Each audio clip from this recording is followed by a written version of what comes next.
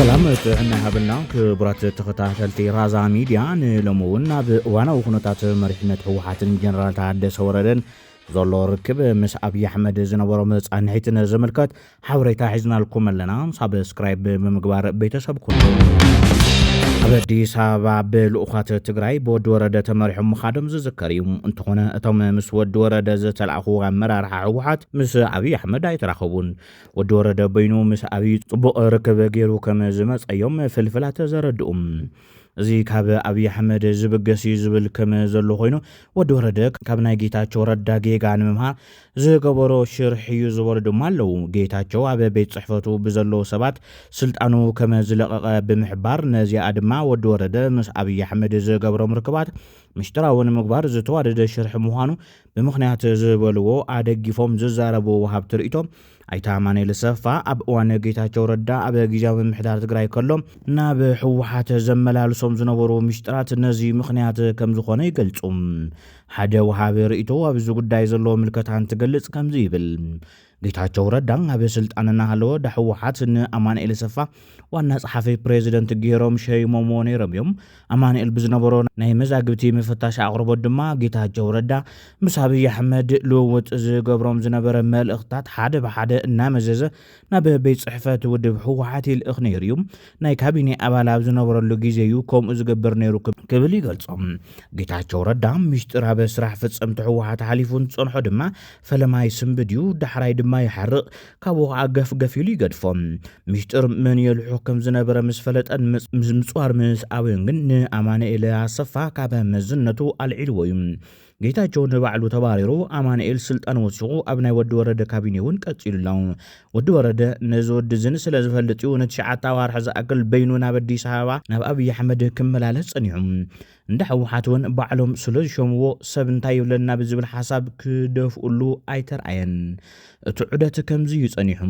ወዲ ወረደ ናብ አብይ አሕመድ ይኸይድ ብዛዕባ ህወሓት ማለት እውን ብዛዕባ ትግራይን ህዝባን እውን እምበር ዝፈልጦ ኩሉ ንአብይ አሕመድ ይብትነሉ።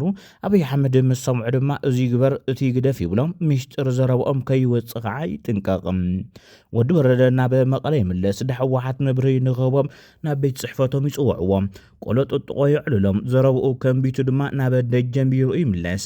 ከም ውጽኢቱ እቶም መራሕቲ ኣብ ድንግርግር ይኣቱ። እቲ ዝድለውን ንሱ እዩ። አብይ አሕመድ ዝደለዮ ይገብር። ወዲ ወረደ ስልጣኑ የናውሕ። መራሕቲ ህወሓት ሕንፍሽፍሽ ይኣትዎም። መወዳእታ ዘይብሉ ዑደት ይብል። መራሕቲ ህወሓት ስለ ዝመረሮም ለሙቕነ ነቲ እሙን ጠፎኝኦም ዝኾነ ኣማኑኤል ሰፋ ንወዲ ወረደ ዕጂቦም ናብ አብይ አሕመድ ሊኢኹምዎ ነይሮም። ዕላምኡ ግልጽ እዩ። አብይ አሕመድ ንወዲ ወረደ ብዛዕባኦም እንታይ ከም ዝዛረብ ብእዝኖም ንምስማዕ በዒንቶም ንምርኣይ ነይሮም። እንታይ ዋጋ ኣሎ ወዲ ወረደ ከዋዛዶ ናብ ሸዋ ከም ጥዑይ ተማሊእዎም ኣብ አዲስ አበባ ናብ አብይ አሕመድ ከይኣትው ገይሩ ይብል ዝጸሓፊ። ኩነታት ትግራይ ናይ ጌታቸው ረዳ ይድገመሎ ዝብሉ ብዙሓት እዮም። ነዘራጉድ ሓበሬታ እውን ኣብ ዝቐረባ ክወጽኡ እዮም።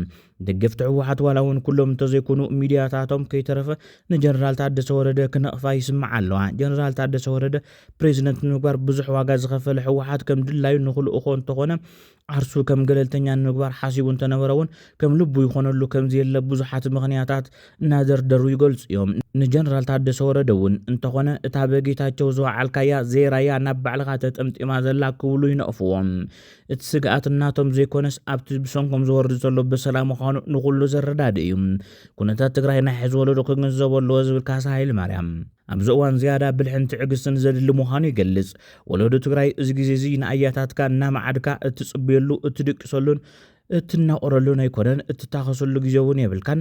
ካብ ኣያታትካ ጽቡቕ ጎኖም ወሲድካ ካብ ጌጋታቶምን ጎደሎኦም እንትማሂርካ ቅያ ወለዶኻ ህነጽ።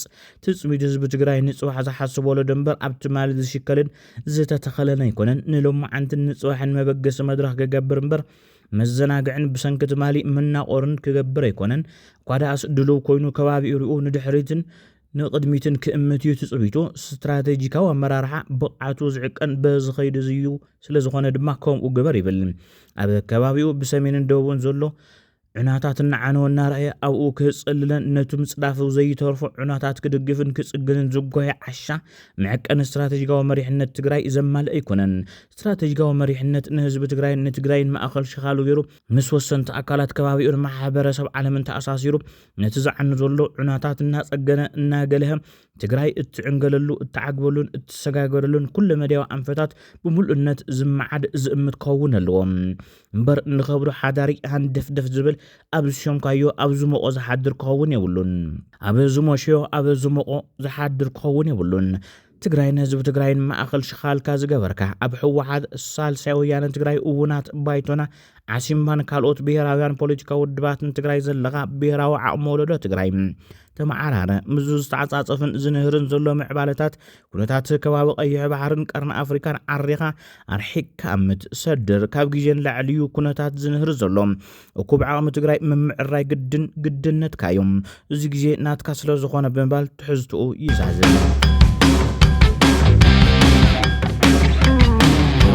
مزدالنا يوتن التانا نزز تغطات لكم الله بنيرهم سلام